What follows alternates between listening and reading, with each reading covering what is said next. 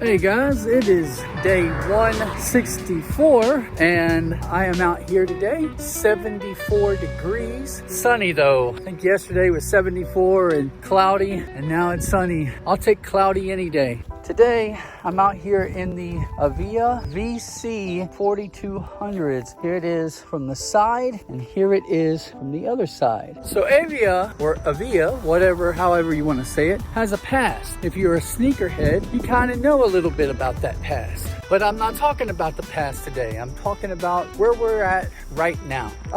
In today's market, Avia is being sold at Walmart. The Avia 5000, and of course, it's actually a very well-made shoe, well-deserved for a great price for $25. Last week, I did a 2.5-mile long run in that shoe, and I've got a video of that if you want to check that out. Now, the thing that is crazy about that shoe is they're actually giving you a pretty well-made shoe for $25 with some really great materials in it, and it's extremely shocking for the price. But at the end of the day, it's a shoe with some late 80s, early 90s styling, and the foam is harsh. It's EVA. It's a very firm shoe. At the end of the day, that's what you're getting. This shoe, however, is a whole new ball game. I want to preface everything I'm saying with I had every expectation in my mind to walk into a Walmart, check out the selection of what Avia is currently making, and be unimpressed with a lot of the same old EVA garbage. And when I went into Walmart, I found a whole lot of that. You know, they have shoes that are styled like an athletic sneaker, and when you press on that foam and you look at it, you can tell you're basically walking on a brick. But this pair caught my eye because the foam compound looked different. So I still wasn't expecting much, and when I picked it up in hand, I started squeezing the foam a bit. I was like, wait, this has a lot more give than I expected. And then I put it on foot, and it felt great. Honest to God, these right here should be the viral sneaker. Now, these were selling for $40. And that's probably going to keep it from being like that viral sneaker, because $25 is kind of like a no-brainer purchase, whereas $40, you got to think about it. A lot of people got to think about that for a bit. I'm telling you right now, it is worth the extra $15 to step up. What the shoe instantly reminded me of, and I'm speaking just directly to the foam compound, is the nitrogen infused foam from Puma on the All Pro Nitros. And I'm talking from an inspection standpoint, when you're looking at that foam, you can see some of the kind of like the gas filled nature of that foam. It has kind of a sheen to it when you're looking at it. And that's what this had. Now, in terms of feel, you know, it's like this is night and day. This is so much bouncier and squishier than that shoe, as it should be, because that's a basketball shoe. This is a lifestyle shoe with, you know, the ability to go on some light runs. But just the appearance of the foam itself caught my eye in a really big way. So I instantly wanted to know more, and what the company, of course, bills this as is like an A-light foam. And what the hell does that mean? You know, what is this stuff? So then, after digging a bit further on the specifications, the midsole specifications, it's listed as polyester and thermoplastic polyurethane. So I may be incorrect in assuming this, but I'm pretty sure this is an ETPU, and it is a gas, kind of an air-filled, foam composition. So you are going to have little microscopic little beads of air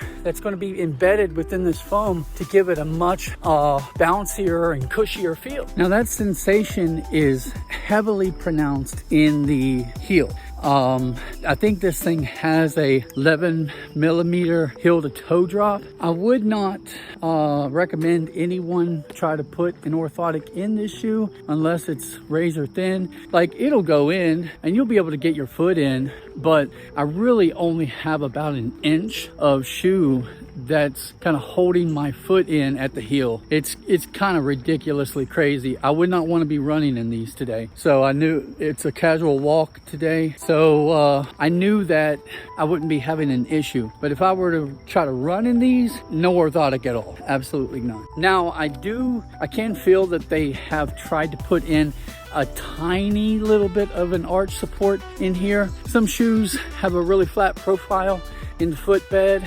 but this one has just a tiny little bit of an arch, and that kind of messes things up when you're putting an orthotic in. Sometimes it's better just to have a flat profile so you can put in your own orthotic. In the forefoot, I do feel some cushion, but it's not as pronounced as what you feel in the heel.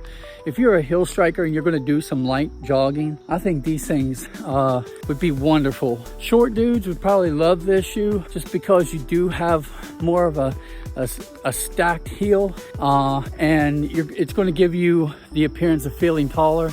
I got in this shoe, and especially with the added cushion of my orthotic in here, I felt super tall. I'm 6'3", and it feels good to feel a little bit taller. So I've been walking for 26 minutes. The legs feel great. I'm not experiencing any kind of debilitating heel slip, and I'm feeling no like ankle rubbing or anything like that yet. So we'll see how it goes for another hour. Most people aren't going to be walking more than an hour casually, so if it can kind of last through that, it should be good for most people. The upper of this shoe is fantastic. Like, it's your standard dad shoe woven upper, but it's just super comfortable, easy to slip on.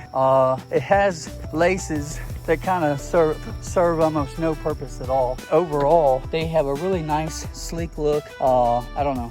I think it's a great looking shoe. My foot is mostly average, slightly wide. So I mean, it's very comfortable for me, and it feels great. You know, the toes don't feel scrunched or anything. It's a very form-fitting upper. I'll go ahead and do one really quick jog to get the heart rate up and kind of see how these things respond and how they feel while I'm running, and I'll check back in with you guys. Sorry guys, I'm out of breath. Woo! All right, so, oh man, that felt good. Overall, that was really nice. The foam definitely is set up for a heel striker, but it seemed, because there was such a big heel to toe drop for myself, it seemed like it made me want to shift my body weight slightly forward to accommodate for almost like a hybrid heel to midfoot strike, somewhere in like a little bit of a sweet spot. It's kind of strange, but overall the foam felt really great, and it was nice, bouncy and responsive, and the shoe felt incredibly stable. So I don't know, for $40 I don't think you're going to beat it unless you find one of those sweet deals from Adidas at Ross Dress for Less. That's about it. But if we're talking about just standard retail prices, this thing is really hard to beat, guys. The shoe doesn't have like a super reinforced toe area. So because it's a woven mesh, if you have any, extreme like moments where your toe is digging into that upper, you're probably going to dig through it.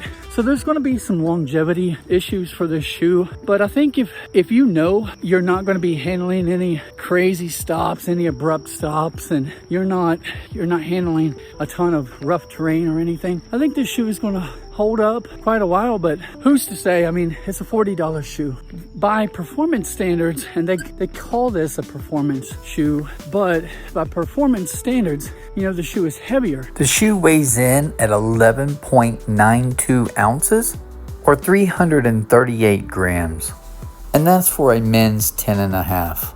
But I think a lot of that comes down to the rubber compound that they're putting on the bottom of the shoe. There's quite a bit of it. It's very soft, very grippy rubber. I don't know how it's going to last over time, but I can tell you it feels really great underfoot. There's no clunkiness to this shoe at all. Avia has made a gem here, and unfortunately, I think most people are going to sleep on this shoe. I would normally have said, I'm going to make this the primary like vacation shoe, perfect little dad shoe to slip on and everything. But that means a shoe that I'm going to be taking on trails and everything. And I'm not going to treat this like a $40 shoe because in all honesty, it performs so much better. I am not going to abuse this shoe as though I'll always be able to walk into Walmart and grab another pair just like these. At the store I was at, this was the only pair they had. I have a ton of really great shoes, you know, from Nike, Pegasus 41, Vomero 17s, tons of great New Balance shoes, Rebel V4, 1080 V13, I believe I have.